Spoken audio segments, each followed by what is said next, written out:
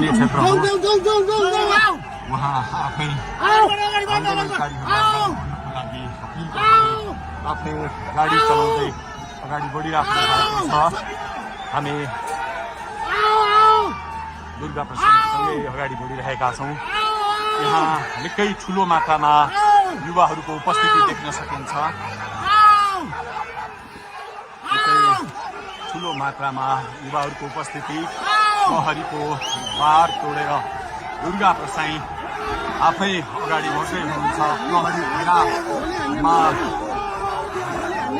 प्रहरीलाई गाडीले पेलेर दुर्गा प्रसाई अगाडि बढ्दै हुनुहुन्छ। हामी दुर्गा प्रसाईसँगै अगाडि बढ्दैछौँ।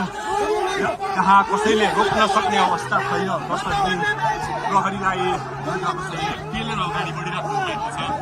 प्रहरी गाडीको चाबी खोज्न लागि परेको छ र दुर्गा प्रसाईले प्रहरीको एक लेयर तोडिसक्नु भएको छ र अब अगाडि सशस्त्र प्रहरीको टोली रहेको छ।